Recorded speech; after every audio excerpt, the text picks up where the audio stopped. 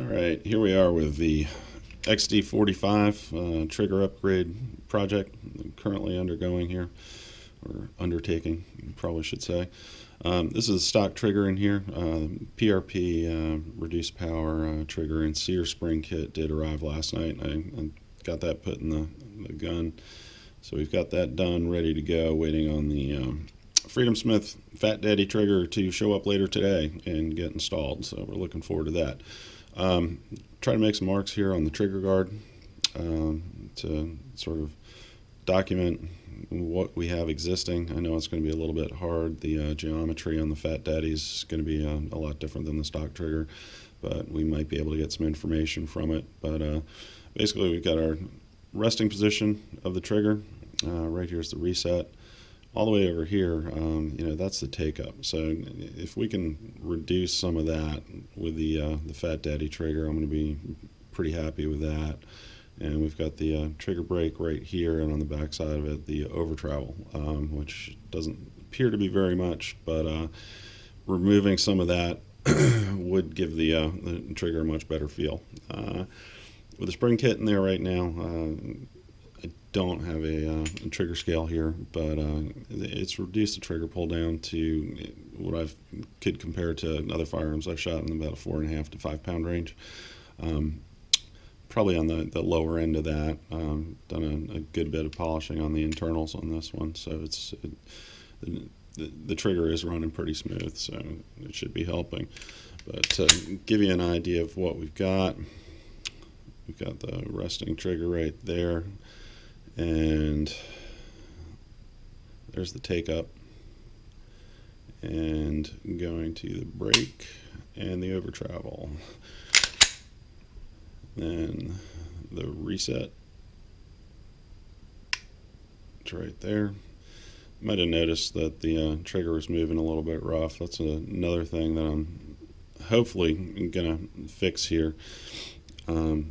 My fingers, where I typically grip the gun, it's very common for me to get drag on the trigger guard, and with the hook on the bottom of the Fat Daddy flat face trigger, I'm kind of hoping to keep my finger off that guard there, which will definitely give it a cleaner feel when shooting.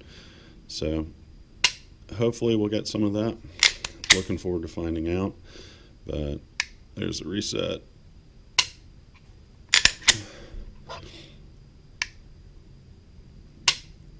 All in all, I mean, trigger's actually fairly smooth. If we can get a little bit of an improvement, it'd be pretty darn nice. Alright, we have the unboxing of the Freedomsmith Fat Daddy trigger.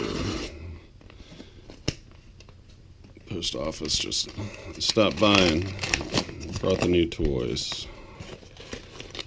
And there it is.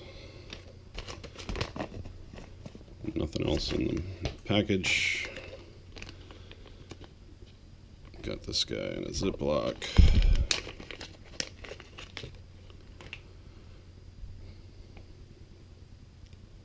And that's what we've been waiting for.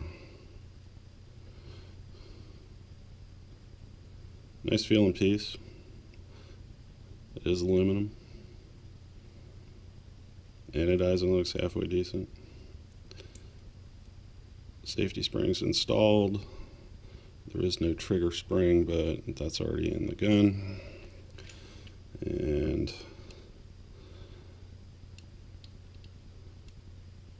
that's what we're going to be putting in. So, without further ado, let's get to it. Start back up after I have it installed. Alright, we have the XD45 with the Fat Daddy flat face trigger installed. As you can see, it looks pretty good on there. Took 2-3 minutes to put in. Super easy, not a problem. The good news is I already checked it, and the trigger really does work as advertised. The initial resting point that we had with the stock trigger, try to get it in here a little closer so you can see.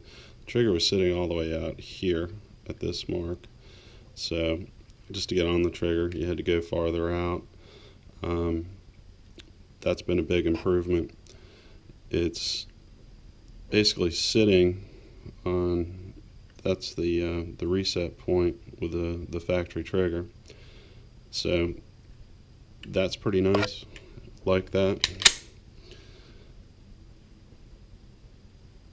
Trying to get it in here so you can see it. The trigger safety feels really nice, does function, check that. Now coming back, that's all the take up that's in there. It's basically at the same take up point, but basically going, starting point is the original reset, back to the take up, and the brake is right on where it used to be. Over travel's slightly improved, not a whole heck of a lot, but it's actually pretty decent. Not going to gripe about it too much at this point, but it is a slight improvement. Reset, right back, take up, brake. There is an improvement on the over travel. It's not a whole heck of a lot, but all in all, the performance upgrade is pretty nice. The feel on it is nice. I was hoping to have a little bit more of a hook on the bottom of the trigger to help keep my finger off the trigger guard. Torquing over like this, it's pushing my finger into it, but in a normal shooting position it does help, but it isn't stopping me from getting my finger in there. But all in all, not too bad. Looking forward to taking it out to the range, seeing how it does. But the feel of the flat face is nice. I could get used to this pretty quick. Definite improvement over the stock trigger. Is it better than a PRP trigger kit? I don't know. I think that would be individual preference. I kind of like the flat face. Granted, I just spent $50 on it, so anybody who buys a part is going to be kind of partial to the one that they spent money on.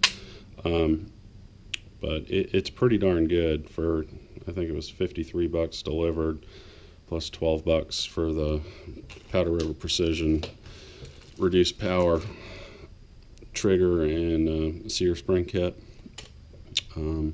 So different way to go than a Springer Precision or a Powder River Precision trigger kit. This one sure is easy. You do have to put the sear spring in, so you do have to take the internals apart, but once you do it, that's not a big deal. Easy peasy. About 15 minutes on the whole thing. Kind of like it. So next thing is to go out and shoot it.